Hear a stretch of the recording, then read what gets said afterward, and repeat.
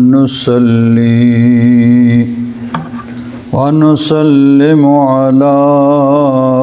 رسوله الكريم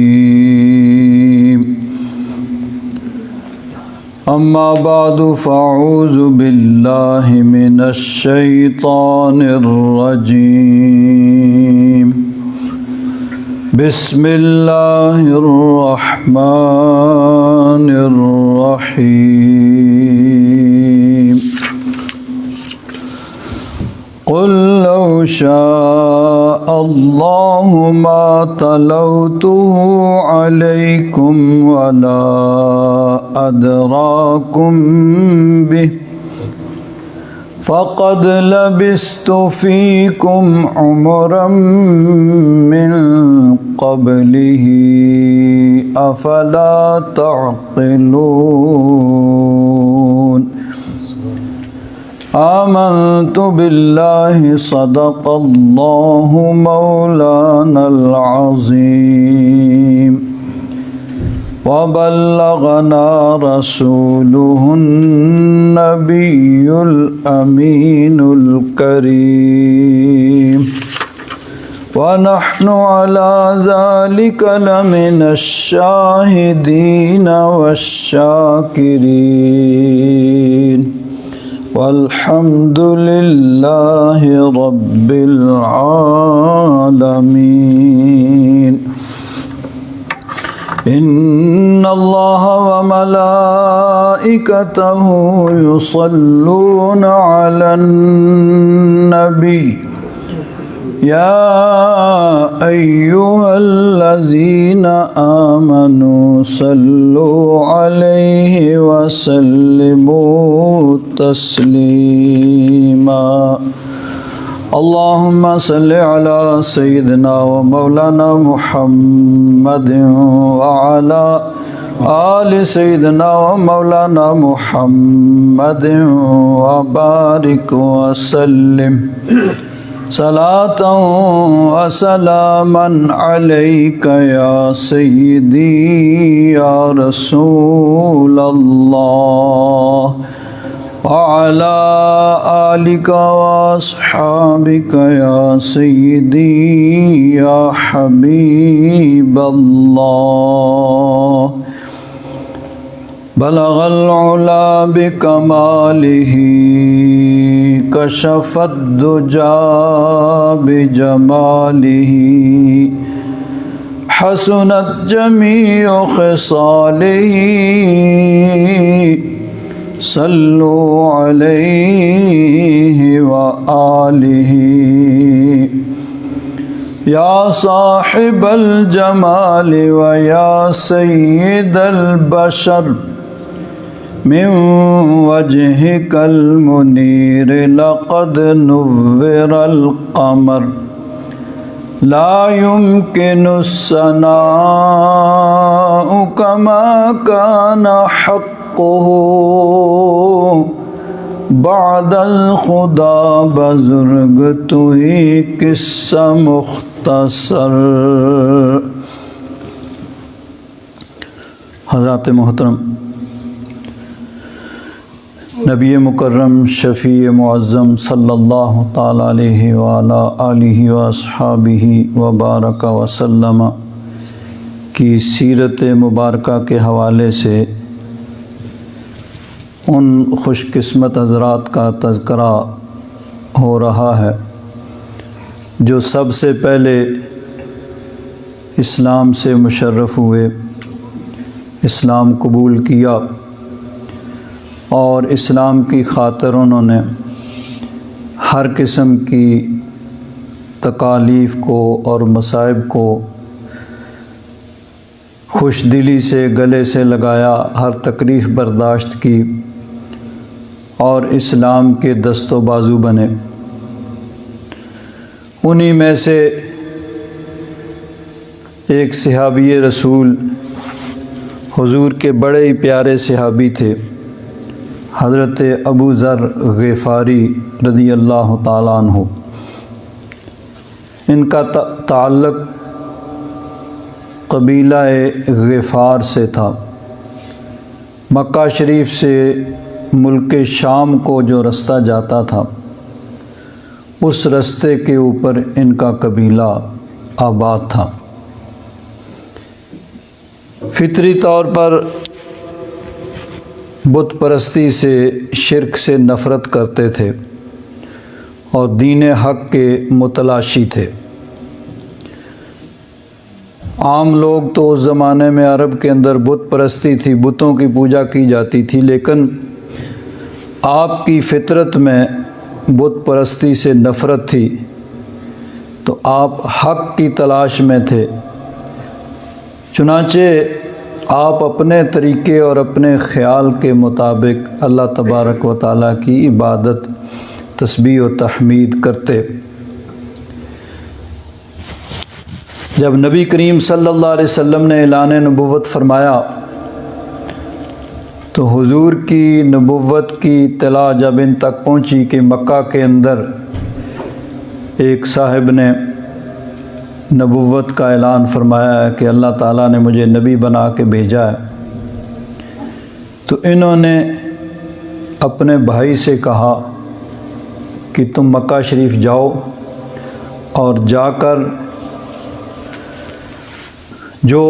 یہ نبوت کا دعویٰ کرتے ہیں ان کے احوال کو ذرا مشاہدہ کرو، دیکھو کہ وہ کیا کچھ تبلیغ کرتے ہیں اور کیا سکھاتے ہیں اور ان کا اپنا طریقہ کیا ہے اور وہ کون ہیں۔ چنانچہ ان کے بھائی آئے، مکہ شریف آئے، کچھ دن ٹھہرے، واپس جا کے ان کو کہا بھئی کہ وہ اچھی باتوں کا حکم دیتے ہیں، برائی سے منع کرتے ہیں، اللہ تبارک و تعالیٰ کی توحید کی دعوت دیتے ہیں۔ کہا لوگ کیا کہتے ہیں؟ کہا لوگ تو ان کو کوئی جادوگر کہتا ہے، کوئی معاذ اللہ مجنون کہتا ہے، یعنی ساحر، مجنون، طرح طرح کی لوگ باتیں کرتے ہیں، کوئی کاہن کہتا ہے۔ حضرت ابو ذر غفاری رضی اللہ تعالیٰ عنہ نے خود ارادہ کیا کہ خود جا کے اپنی آنکھوں سے احوال کا مشاہدہ کریں۔ چنانچہ اپنا کام کاج اہل و عیال بھائی کے سپرد کیا، خود رخت سفر باندھا اور مکہ شریف آ گئے۔ اور مکہ شریف آئے، وہاں کوئی ان کا واقف نہیں ہے، جاننے والا نہیں ہے، اور حضور کو انہوں نے دیکھا نہیں ہے، جانتے نہیں ہیں کہ کون ہیں حضور۔ مرکزی جگہ بیت اللہ شریف تھا،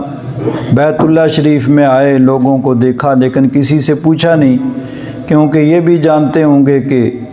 لوگ دشمن ہیں، بلکہ ان کے بھائی نے جا کے خبر بھی دی تھی، تو اس لیے کسی سے پوچھا نہیں۔ دن گزر گیا، شام پڑ گئی، رات ہو گئی، لوگ اپنے اپنے گھروں کو چلے گئے۔ حضرت ابو ذر غفاری فرماتے ہیں کہ میں نے وہیں حرم شریف میں چادر بچھائی اور لیٹ گیا کہ چلو رات گزاریں، صبح دیکھتے ہیں۔ اتنے میں ایک آدمی آیا اور اس نے مجھے کہا کہ آپ مسافر ہیں، کہیں سے آئے ہیں؟ یہ حضرت علی تھے۔ انہوں نے دیکھا کہ ایک مسافر ہے، کہیں باہر سے آیا ہے اور جس کام کے لیے آیا تھا وہ کام نہیں ہوا ہوگا، رات پڑ گئی ہے، چلو یہاں حرم شریف میں رات گزارنے کے لیے لیٹ گیا ہے، چلو اس کو گھر لے جاتے ہیں۔ حضرت علی گھر لے گئے، کھانا کھلایا، بستر دیا، بھئی آرام کرو، لیکن پوچھا نہیں بھئی کون ہو، کہاں سے آئے ہو، کس لیے آئے ہو۔ ٹھیک ہے بھئی، رات گزاری، صبح ہوئی، پھر وہ اٹھے اور آ کے حرم شریف میں آ گئے۔ دوسرا دن بھی ایسے ہی گزر گیا، اب خود جانتے نہیں ہیں، کسی سے پوچھنا مناسب نہ سمجھا۔ دن گزر گیا، رات پڑ گئی، پھر اسی طرح حرم شریف میں ہی لیٹ گئے۔ حضرت علی نے دیکھا کہ بظاہر مسافر ہے، جو کہیں دور سے آیا ہے اور جس کام کے غرض سے آیا ہے وہ کام نہیں ہوا ہے، تو اسی لیے یہاں چلو میزبانی اور مہمانوں کے ساتھ بھلائی، یہ تو عرب کی ایک روایت ہے۔ حضرت علی نے پھر ان کو لیا اور گھر لے کے کھانا کھلایا، بستر دیا، رات گزر گئی، صبح پھر حرم شریف میں آ گئے۔ تیسرا دن بھی ایسے ہی گزر گیا۔ تیسرے دن پھر حضرت علی ان کو گھر لے گئے اور پوچھا بھائی تم یہاں 3 دن سے ہو، کس کام کے لیے آئے ہو؟ شاید میں تمہاری کوئی مدد کر سکوں۔ انہوں نے کہا بھائی دیکھو، قسم دو کہ جو کچھ کہو گے بات درست اور سچی کہو گے، اور میرا معاملہ کسی کے آگے ذکر نہیں کرو گے، چاہے تمہیں اچھا لگے یا نہ لگے۔ میں آیا ہوں، مجھے پتہ چلا ہے کہ یہاں کسی نے اعلان نبوت کیا ہے، تو میں ان کے احوال کو جانچنے کے لیے آیا ہوں۔ حضرت علی نے فرمایا کہ بے شک وہ اللہ کے نبی ہیں، اللہ تبارک و تعالیٰ نے ان کو نبی بنا کے بھیجا ہے اور اپنی مخلوق کی ہدایت کے لیے بھیجا ہے، تو صبح میں تمہیں ان کی بارگاہ میں لے چلوں گا، اور چونکہ یہاں مخالفت کا زور ہے تو میں یہ بھی نہیں چاہتا کہ کسی کو یہ معلوم ہو کہ تم میرے ساتھ چل رہے ہو۔ میں جا رہا ہوں گا، اگر کوئی خطرہ ہوگا تو میں ٹھہر جاؤں گا اور تم چلتے رہنا۔ اس طرح حضرت ابو ذر غفاری کو لے کر حضور کی بارگاہ میں آگے، غالباً حضور حضرت ارقم کے گھر میں، دار ارقم جو صفا مروہ کی جانب، مروہ کے قریب واقع تھا ان کا گھر، وہاں تشریف فرما تھے، وہیں حضور تشریف فرما ہو کے تبلیغ فرماتے تھے دار ارقم میں۔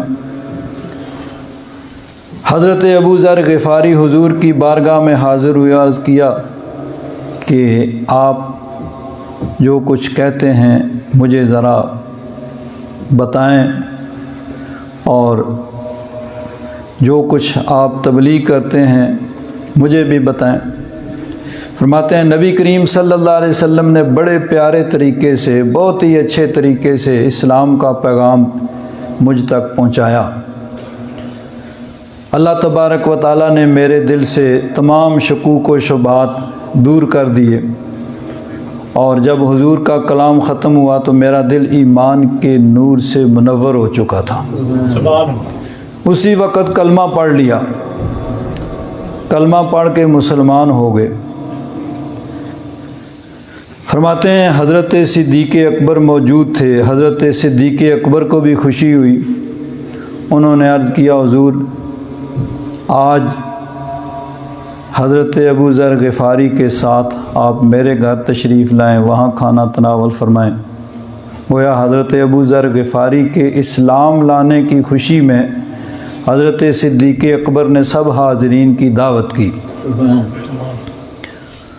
حضرت ابو ذر غفاری کو نبی کریم صلی اللہ علیہ وسلم نے فرمایا بھئی دیکھو اس وقت مکہ کے حالات یہ ہیں کہ جو بھی مسلمان ہوتا ہے اس کو ستایا جاتا ہے، اس کو تکلیفیں پہنچائی جاتی ہیں، تو یہاں تو چلو مکہ کے رہنے والے جو ہیں ان کا کوئی نہ کوئی کسی نہ کسی طریقے سے کوئی رشتہ دار، کوئی قبیلہ کچھ ہے جو ان کا دفاع کرتا ہے، تم چونکہ باہر سے آئے ہو تو بظاہر تمہارا کوئی یہاں حامی اور مددگار نہیں ہے، تو اس لیے تم اپنے قبیلے میں چلے جاؤ اور وہاں جا کے اللہ تبارک و تعالیٰ کی عبادت کرو۔ جب اللہ تبارک و تعالیٰ ہمیں غلبہ عطا فرما دے گا تو پھر تم ہمارے پاس آ جانا۔ حضرت ابو ذر غفاری رضی اللہ تعالیٰ عنہ نے عرض کیا یا رسول اللہ میں تو ان سب مشرکوں کے سامنے اللہ تبارک و تعالیٰ کی توحید اور آپ کی رسالت کا اعلان کروں گا۔ سبحان اللہ۔ حرم شریف میں چلے گئے، حرم شریف کے اندر مشرکوں کی، کفار کی محفلیں اپنی اپنی جمی ہوئی ہیں، تو وہاں جا کر بلند آواز سے آپ نے کلمہ شہادت پڑھا، اشہد اللہ الہ الا اللہ واشہد ان محمد رسول اللہ۔ وہ جو بتوں کے پجاری تھے جنہوں نے 2 4 10 20 نہیں 360 بت سجا کے حرم شریف کے اندر رکھے ہوئے تھے اور بڑی دھوم سے، بڑے دھڑلے سے ان کی پوجا و پرستش کرتے تھے، اور نبی کریم صلی اللہ علیہ وسلم کا نام تو گویا ان کے لیے بہت ہی سننا وہی گوارا نہیں کرتے تھے۔ تو اللہ تبارک و تعالیٰ کی توحید کا اعلان کیا، حضور کی رسالت کا اعلان کیا، چاروں طرف سے لوگ ٹوٹ پڑے، آپ کو مارنے پیٹنا شروع کر دیا، جو جس کے ہاتھ میں ہے اس نے مارنا پیٹنا شروع کر دیا، یہاں تک کہ قریب تھا کہ آپ کی شہادت ہو جاتی کہ حضرت عباس آئے اور انہوں نے لوگوں کو ہٹایا اور کہا بھائی دیکھو معلوم ہے یہ کون ہے، قبیلہ غفار سے اس کا تعلق ہے، اگر اس کو کچھ ہو گیا تو تمہارا ملک شام کا رستہ بند ہو جائے گا، ساری تجارت تو ملک شام کے سے تمہاری ہوتی ہے جس پہ تمہارا گزر اوقات ہے، اور اگر اس کو کچھ ہو گیا تو پھر یہ رستہ تمہارا بند ہو جائے گا۔ اس بات پہ پھر لوگوں کو سمجھ آئی، انہوں نے چھوڑا۔ حضرت ابو ذر غفاری رضی اللہ تعالیٰ عنہ اتنے زخمی ہیں، زخموں سے چور ہیں، جسم خون خون ہے، لیکن دوسرا دن آیا پھر حرم شریف میں جا کے اسی طرح پھر توحید خداوندی اور نبی کریم صلی اللہ علیہ وسلم کی رسالت کا اعلان کیا، پھر لوگ ٹوٹ پڑے، مارنا شروع کر دیا، پھر حضرت عباس نے اسی طرح آ کر بچایا۔ تو گویا حضور کی بارگاہ میں حاضری کی وجہ سے یہ جذبہ پیدا ہو گیا تھا کہ اسلام کی خاطر ہر تکلیف برداشت کرنے کے لیے تیار ہو گئے تھے۔ پھر نبی کریم صلی اللہ علیہ وسلم نے حکم دیا تو حضور کے حکم کے مطابق وہ اپنے قبیلے میں چلے گئے، اپنے اہل و عیال کو تبلیغ کی، اپنے بھائی کو، اپنی والدہ کو، وہ بھی مسلمان ہو گئے، پھر قبیلے والوں کو تبلیغ کی، وہ بھی۔ تو اب یہ بھی ہے کہ سب سے پہلے انسان کی ہمدردی کا مستحق اس کے جو سب سے قریب ہیں وہ لوگ ہیں، اور اس سے زیادہ بڑی ہمدردی کون سی ہو سکتی ہے کہ آدمی کسی کو جہنم سے بچائے، جنت کا رستہ دے، کفر سے نکال کے اسلام کی طرف لائے، گناہوں سے نکال کے نیکی کی طرف لانا، اس سے بڑی ہمدردی کوئی نہیں ہو سکتی۔ دنیا میں بھی ہمدردی ہو سکتی ہے، کسی کو مال دے دیا، کسی کو دولت دے دی، کسی کو اور دنیا کی چیزیں دے دیں، لیکن سب سے بڑی ہمدردی وہ دینی ہمدردی ہے کہ کافر کو مسلمان کیا جائے، بدکار کو نیک کیا جائے، بے علم کو علم کی دولت سے مالا مال کیا جائے، اس سے بڑی ہمدردی کوئی نہیں ہو سکتی۔ اور اس ہمدردی کا انسان کا سب سے زیادہ مستحق وہ ہیں جو اس کے قریب ہیں۔ اللہ تبارک و تعالیٰ نے بھی نبی کریم صلی اللہ علیہ وسلم کو سب سے پہلے یہ حکم دیا، وَأَنذِرْ عَشِيرَتَكَ الْأَقْرَبِينَ، محبوب اپنے جو قریبی ہیں ان کو دعوت دو۔ تو سب سے زیادہ مستحق تبلیغ کے وہ ہوتے ہیں جو سب سے زیادہ قریب ہیں، جن کا سب سے زیادہ تعلق ہے، وہ سب سے زیادہ ہمدردی کے مستحق ہوتے ہیں۔ اور اس سے بڑی ہمدردی اور کون سی ہو سکتی ہے کہ انسان ان کو جہنم سے جنت کی طرف بلائے۔ تو حضرت ابو ذر غفاری رضی اللہ تعالیٰ عنہ نے اپنے قبیلے کے اندر تبلیغ کی، بہت سے لوگ آپ کی تبلیغ سے مسلمان ہوئے۔ پھر جب اللہ تبارک و تعالیٰ کے حکم سے حضور مدینہ منورہ تشریف لائے اور ایک ریاست وجود میں آ گئی، تو حضرت ابو ذر غفاری بھی اپنے اہل و عیال کے ساتھ پھر ہجرت کر کے مدینہ منورہ تشریف لائے۔ حضرت ابو ذر غفاری رضی اللہ تعالیٰ عنہ آپ کا شمار بلا شبہ صحابہ اکرام، ان کا علم میں بھی درجہ ہے، بعض سے زیادہ عالم تھے، زہد و تقوی میں بھی ایک دوسرے سے بڑھ کے تھے، بعض کا درجہ دوسروں سے بلند ہے۔ حضرت ابو ذر غفاری رضی اللہ تعالیٰ عنہ درویش صحابی تھے، زہد و تقوی، پرہیزگاری، یعنی دنیا کے مال و دولت سے کوئی تعلق ہی نہیں، اپنی ساری عمر زہد و تقوی اور درویشی کے ساتھ گزاری، حتیٰ کہ حضرت ابو ذر غفاری رضی اللہ تعالیٰ عنہ آپ کا نقطہ نظر یہ تھا کہ انسان کے پاس جتنا بھی مال و دولت ہو وہ بس صرف جو اس کی اپنی ضروریات کے لیے کافی ہے اس کو رکھ لے، اور اس کے بعد سارے کا سارا اس پہ ضروری ہے کہ وہ اللہ کی راہ میں خرچ کر دے۔ چنانچہ ان کا جو استدلال تھا وہ اس حدیث پاک سے تھا۔ خود راوی ہیں، فرماتے ہیں کہ نبی کریم صلی اللہ علیہ وسلم نے ایک دفعہ مجھے فرمایا کہ اے ابو ذر، تو احد کو دیکھ رہا ہے؟ فرماتے ہیں فَنَظَرْتُ إِلَى الشَّمْسِ مَا بَقِيَ مِنَ النَّهَارِ وَأَنَا أَرَىٰ أَنَّ رَسُولَ اللَّهِ صلی اللہ علیہ وسلم يُرْسِلُنِي فِي حَاجَةٍ لَهُ۔ فرماتے ہیں کہ میرا یہ خیال ہوا کہ حضور احد پہاڑ پہ مجھے کسی کام کے لیے بھیجیں گے، تو میں نے اپنے دل میں سوچا بھئی دن کتنا باقی ہے، کتنا ٹائم وہاں جانے میں لگے گا اور کتنا آنے میں لگے گا، تو میں اس خیال میں پڑ گیا بھئی اتنا ٹائم وہاں جانے میں لگے گا اور وہاں سے آتے آتے شام ہو جائے گی۔ لیکن نبی کریم صلی اللہ علیہ وسلم کا یہ مقصد نہیں تھا، حضور تو کسی اور مقصد کے لیے یہ فرما رہے تھے۔ فرماتے ہیں میں سوچ ہی رہا تھا تو میں نے عرض کیا نام، میں دیکھ رہا ہوں کہ وہ سامنے احد پہاڑ ہے،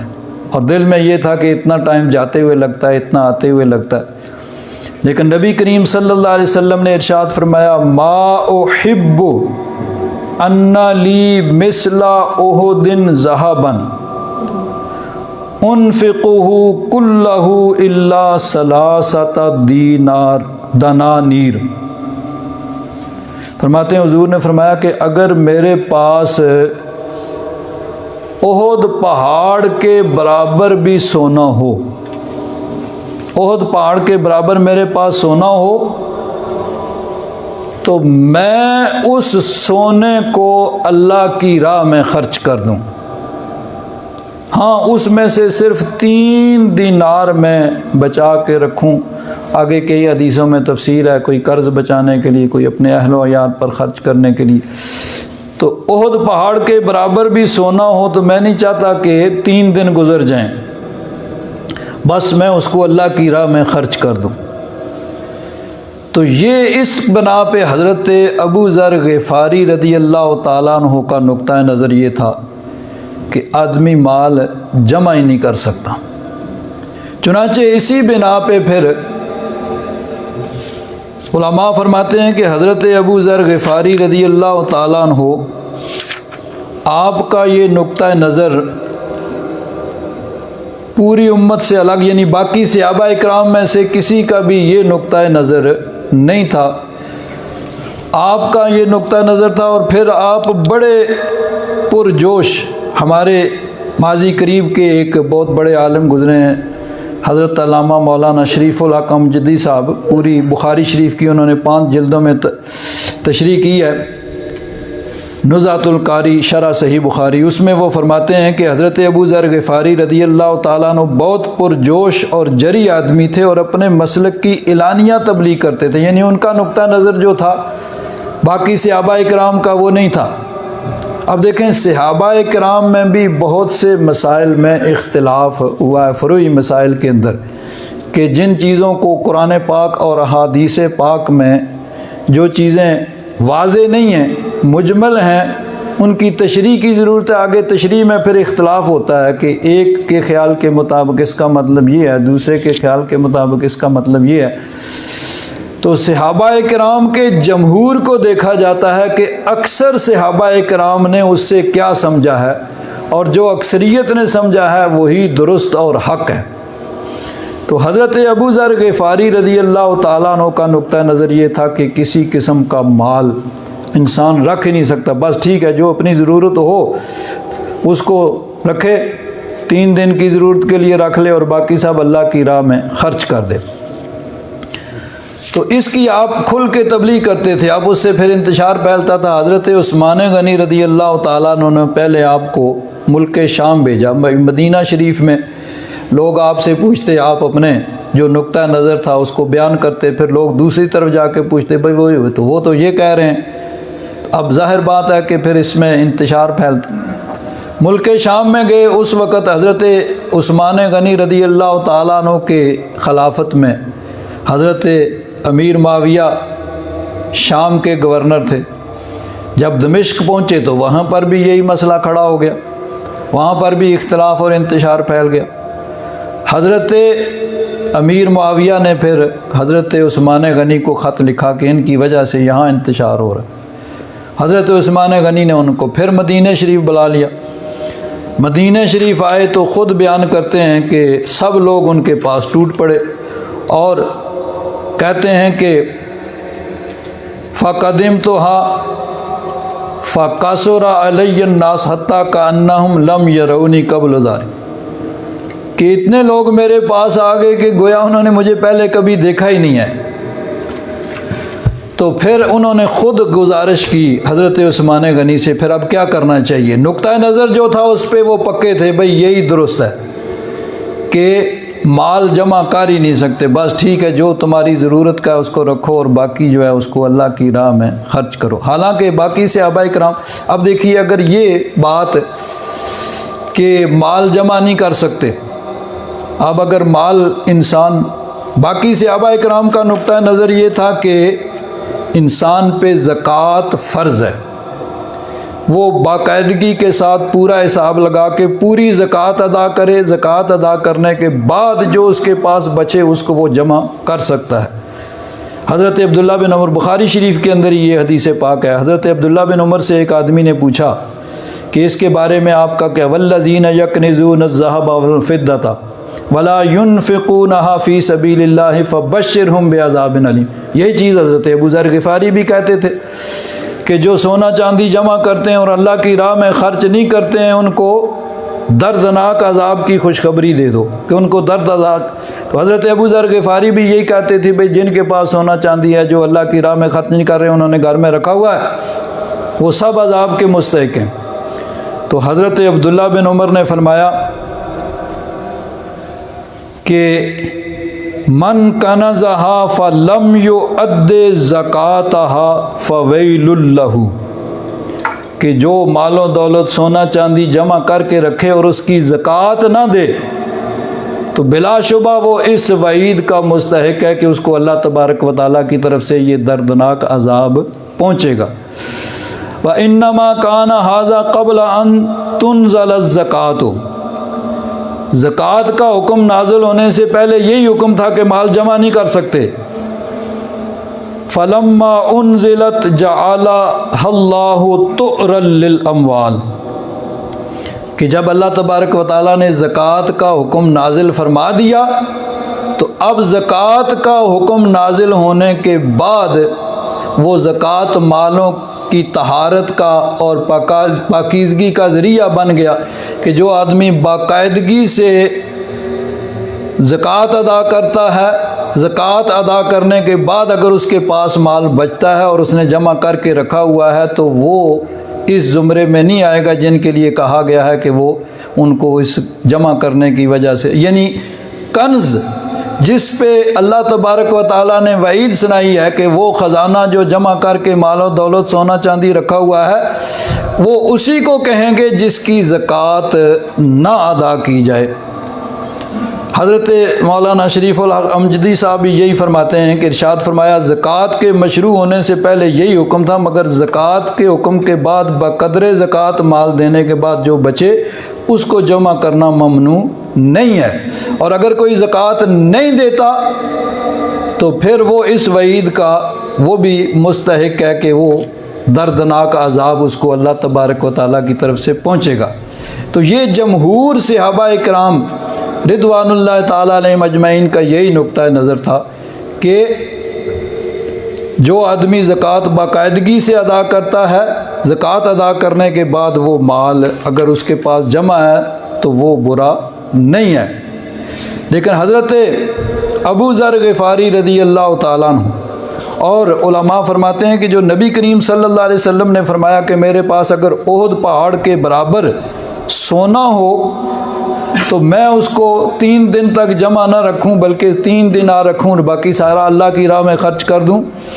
تو علامہ امجدی صاحب فرماتے ہیں حضور اقدس صلی اللہ تعالیٰ علیہ وسلم کا یہ ارشاد اپنی شان عرفہ و اعلیٰ کے مطابق تھا کہ اللہ تبارک و تعالیٰ نے حضور کو جو توکل عطا فرمایا تھا، دنیا سے بے رغبتی اور خلق خدا پر رحمت اور سخاوت کا مظہر تھا، تو یہ حضور کا حکم اپنی شان کے مطابق اپنی ذات کے لیے تھا۔ باقی ساری امت کے لیے یہی حکم ہے کہ وہ زکوٰۃ باقاعدگی سے ادا کریں، اس میں کسی قسم کی کوتاہی نہ ہو۔ تو جب باقاعدگی سے زکوٰۃ ادا کریں گے تو اس کے بعد پھر اگر ان کے پاس مال باقی ہے، جمع ہے، تو وہ برا نہیں ہے، اور اگر زکوٰۃ ادا نہیں کرتے تو پھر وہ اس کے مستحق ہوں کہ اللہ تبارک و تعالیٰ نے ارشاد فرمایا والذین یکنزون الذہب والفضة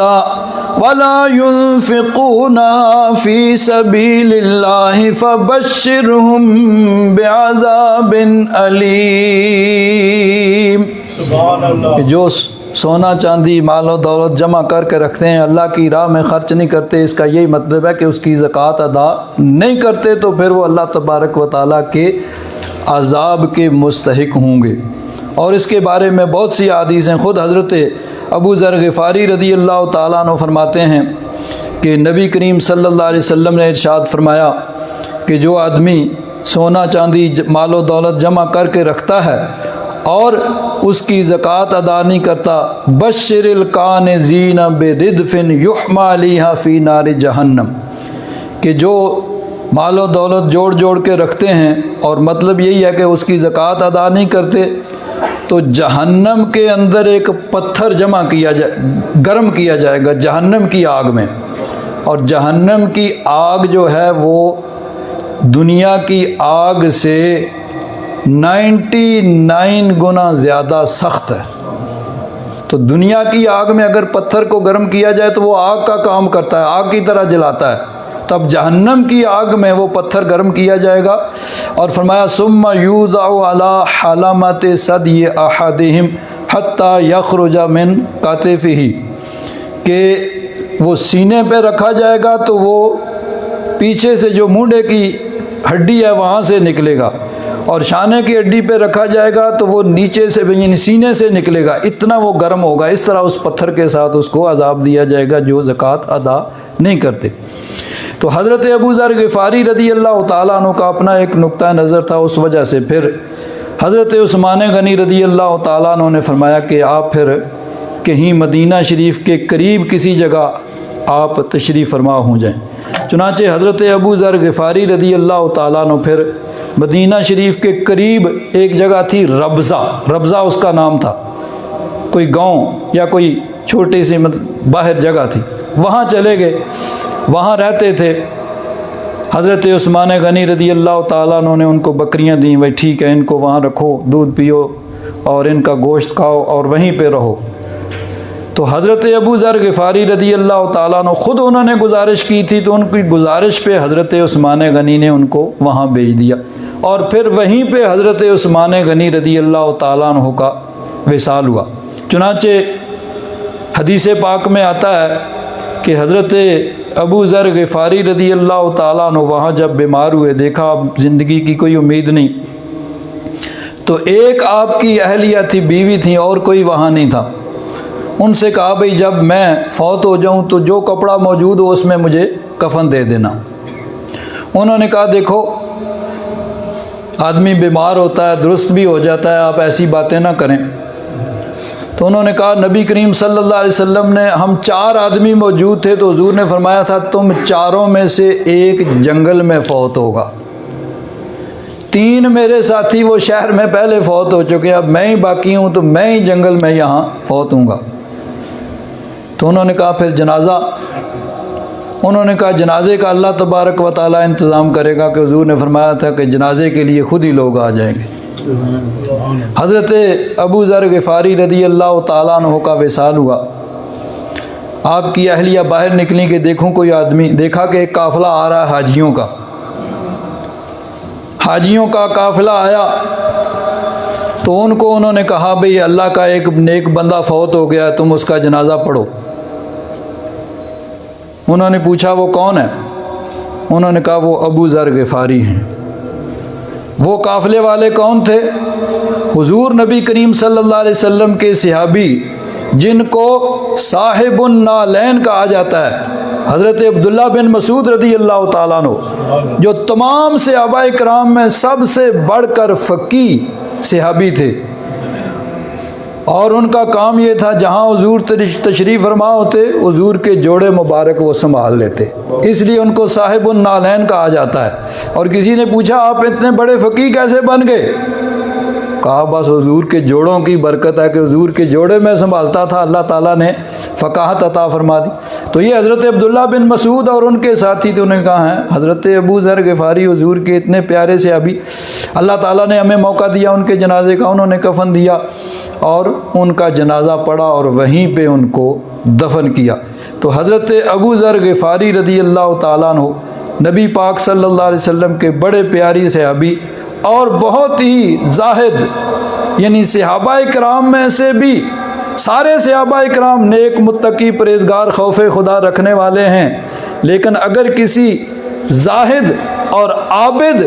صحابہ میں سب سے بڑھ کر اگر کسی کو پیش کرنا ہو تو وہ حضرت ابو ذر غفاری رضی اللہ تعالیٰ عنہ تھے۔ حضور کے بڑے پیارے صحابی تھے، اللہ تبارک و تعالیٰ ان کے درجات کو بلند فرمائے،